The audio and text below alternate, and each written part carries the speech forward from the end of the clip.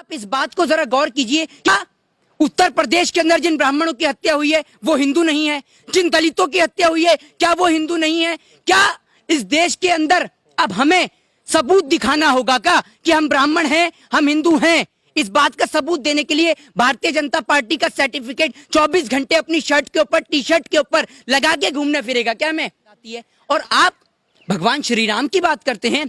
भगवान श्री राम वो थे जिन्होंने अपनी धर्म पत्नी के खातिर 7 समुंदर लांघ दिया था। और आपके तो चरित्र को सब लोग जानते हैं। और शर्म आती है इस देश के अंदर जब एक प्रधानमंत्री जो बात करता है गूगल की, जब बात करता है ग्लोबल की, ग्लोबल ठीक से नहीं बोलना जानता, ग्लोबल को गोबर बोल देता है। आप ऐसे प्रधानमंत्री से क्या उम्मीद रख सकते हैं?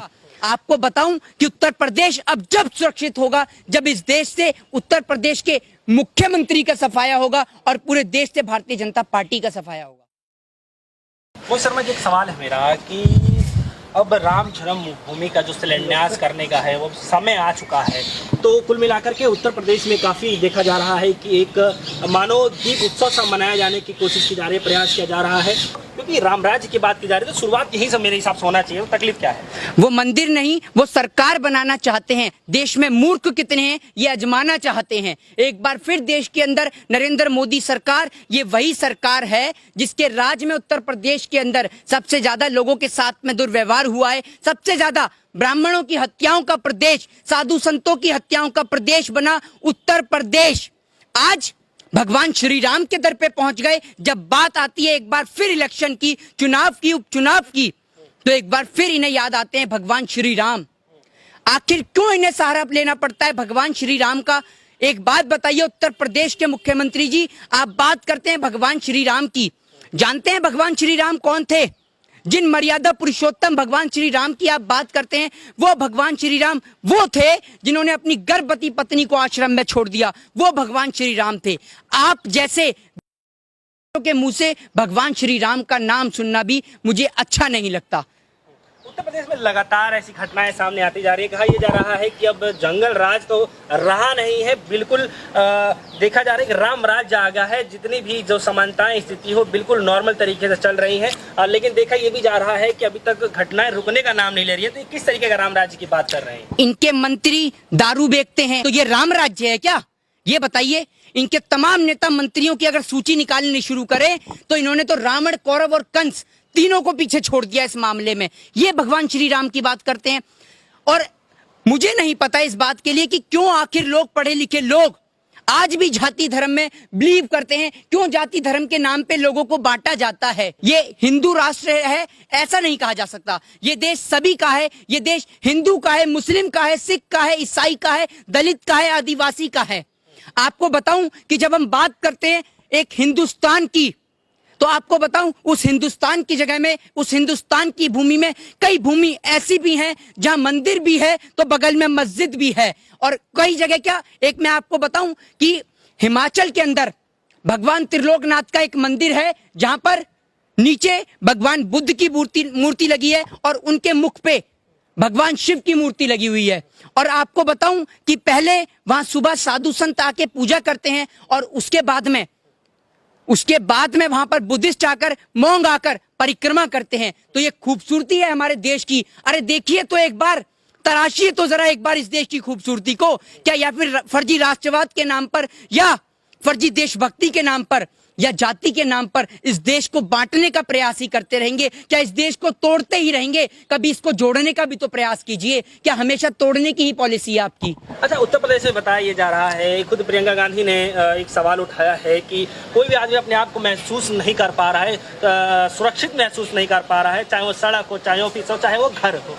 तो आपको क्या लगता है कि वाकई में इस तरीके से स्थिति बन गई है उत्तर प्रदेश के अंदर, क्योंकि लगातार ऐसी घटनाएं सामने आती जा रही है? आपको क्या मानना है?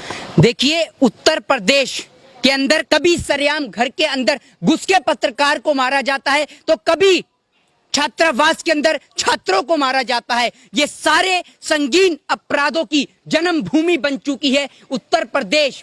और उत्तर प्रदेश का मुख्यमंत्री जब खुद चोर, लुटेरा और डकैत हो तो वहां की जनता कहां से सुरक्षित होगी? उत्तर प्रदेश के मुख्यमंत्री अपने केस मिटाने में लगे हैं। आपको बताऊं कि उत्तर प्रदेश अब जब सुरक्षित होगा जब इस देश से उत्तर प्रदेश के मुख्यमंत्री का सफाया होगा और पूरे देश से भारतीय जनता पार्टी का सफाया होगा। अच्छा, देखा ये भी जा रहा है कि लोग ये कह रहे हैं कि राम राज्य आ गया है और किसी तरीके से कोई घटनाएं अब सामने नहीं आ रही है। खुद गृह मंत्री अमित शाह ने भी काफी सारी जो रैलियां की, तो रैलियों के बीच में देखा ये जा रहा था कि उन्होंने कहा था कि जितने भी अपराध है अपराधियों को बख्शा नहीं जाएगा। अब उसके बाद देखा जा रहा था उत्तर प्रदेश से खुद मुख्यमंत्री योगी आदित्यनाथ भी एक्शन में आ गए हैं, लगातार एनकाउंटर पे एनकाउंटर किए जा रहे हैं। आपको क्या लगता है कि वाकई जिस तरीके से कहा जा रहा है वाकई में राम राज्य आने का समय आ गया है? देखिए, राम राज्य की ये बात करते हैं, महामूर्खों की संख्या में सबसे पहला स्थान भारतीय जनता पार्टी के तमाम नेताओं का, एक से बढ़कर ऐसे एक हैं कि जैसे आईफा अवार्ड्स होते हैं ना, ऐसे भारतीय जनता पार्टी में डंकी अवार्ड हैं। इसके अंदर गधों की संख्या देखी जाती है कि कौन सबसे बड़ा गधा है। एक गधा आके कहता है कि आप गौमूत्र का सेवन कीजिए, आपका कोरोना ठीक हो जाएगा। एक बहुत बड़ा गधा आके कहता है कि आप पापड़ खाइए तो आपका कोरोना ठीक हो जाएगा। और मैं आपको बता दूं कि जो इस देश के अंदर भारतीय जनता पार्टी को सपोर्ट नहीं करता, उनकी बात नहीं मानता, वो हिंदू नहीं है। अरे आप क्या हिंदुओं के सर्टिफिकेट बांट रहे हैं? आप जिन ब्राह्मणों की हत्या होती है, क्या वो हिंदू नहीं है? क्या आप एक बात बताइए, कमलेश तिवारी भारतीय जनता पार्टी की विचारधारा पे चलते थे या नहीं चलते थे? उनकी मां ने लाइव टेलीविजन पर बयान दिया कि इसके अंदर मुझे डर है, शंका है, आशंका है कि कमलेश तिवारी जी की हत्या में कहीं ना कहीं उत्तर प्रदेश के मुख्यमंत्री योगी आदित्यनाथ का हाथ तो नहीं। क्यों नहीं बिठाई ईडी, क्यों नहीं बिठाई सीबीआई, क्यों नहीं कराई जांच? सिर्फ इस बात के लिए कि आपकी कुर्सी छिन जाती। आप एक बात देखिए कि जब बात आती है राम मंदिर की, जब बात आती है धर्म की, जब बात आती है जाति की, तब ये कार्ड खेल देते हैं जाति का। आप एक बात बताइए, मंदिर मस्जिद के नाम पे बात करते हैं देश के प्रधानमंत्री नरेंद्र जी, मंदिर की आप बात करते हैं। आपको तब से लेकर अब तक जब से आप प्रधानमंत्री बने हैं, आपको याद नहीं आती है भगवान श्री राम की? आपको याद आती है तो जब आपके इलेक्शन करीब आते हैं, जब आपका चुनाव करीब आ जाता है, तब आपको उनकी याद आती है। और आप भगवान श्री राम की बात करते हैं। भगवान श्री राम वो थे जिन्होंने अपनी धर्म पत्नी के खातिर 7 समुंदर लांघ दिया था। और आपके तो चरित्र को सब लोग जानते हैं। और शर्म आती है इस देश के अंदर जब एक प्रधानमंत्री जो बात करता है गूगल की, जब बात करता है ग्लोबल की, ग्लोबल ठीक से नहीं बोलना जानता, ग्लोबल को गोबर बोल देता है। आप ऐसे प्रधानमंत्री से क्या उम्मीद रख सकते हैं? मेरी आपको सलाह, एक मशवरा है कि देश के अंदर मंदिर मस्जिद गिरजाघर के नाम पर लोगों को बांटने का प्रयास बंद कर दीजिए। आपने इस देश को बहुत तोड़ लिया धर्म के नाम पर। अब इस देश को जोड़ने के प्रयास की बात कीजिए। ये देश कैसे जुड़ेगा और एक बार फिर कैसे देश विदेश के अंदर इस देश की संस्कृति को पूजा जाएगा, इस देश की वेशभूषा को पूजा जाएगा। आपने हमारे भगवान तक की जाति बताकर हमारे धर्म को शर्मसार कर दिया है। हमारे भगवान मर्यादा पुरुषोत्तम भगवान श्री राम को राजनीति में लाकर उनके नाम के नाम पर जो लोग भीख मांगे करते थे, आज उनके नाम पर भीख भी लोग लेने से डर रहे हैं, क्योंकि आपने हमारे हिंदू धर्म की छवि को धूमिल कर दिया है। अरे आप कह रहे हिंदू धर्म की छवि को धूमिल कर दिया है। देखा जा रहा है ये कि लगातार हिंदुओं के समर्थक में काम कर रहे हैं। मैं ये भी नहीं कहना चाह रहा हिंदू समर्थक में, पूरे देश को एक साथ लेकर के कार्य कर रहे हैं। हमारे देश के प्रधानमंत्री श्री नरेंद्र मोदी जी, आप कह रहे हैं कि एक तरफा काम कर रहे हैं, धर्म जाति में बांट रहे हैं। कैसे बांट सकते हैं? आपको क्या नहीं लगता है? आप एक बात बताइए, आप बात कीजिए ना, देश की बात कीजिए। आप इस तरीके की बातें कहां से सोच के आते हैं? आप थोड़ा, आपको भी ज्ञान लेना चाहिए ताकि आप इस देश के लोगों तक सच्चाई पहुंचा सकें। आप इस बात को जरा गौर कीजिए, क्या उत्तर प्रदेश के अंदर जिन ब्राह्मणों की हत्या हुई है वो हिंदू नहीं है? जिन दलितों की हत्या हुई है क्या वो हिंदू नहीं है? क्या इस देश के अंदर अब हमें सबूत दिखाना होगा क्या कि हम ब्राह्मण हैं, हम हिंदू हैं? इस बात का सबूत देने के लिए भारतीय जनता पार्टी का सर्टिफिकेट 24 घंटे अपनी शर्ट के ऊपर, टी शर्ट के ऊपर लगा के घूमने फिरेगा क्या मैं? इन जैसे को सपोर्ट सिर्फ वो साधु संत करते हैं, राम रहीम, चिन्मयानंद, नित्यानंद, जिनके ये समर्थन किया करते थे।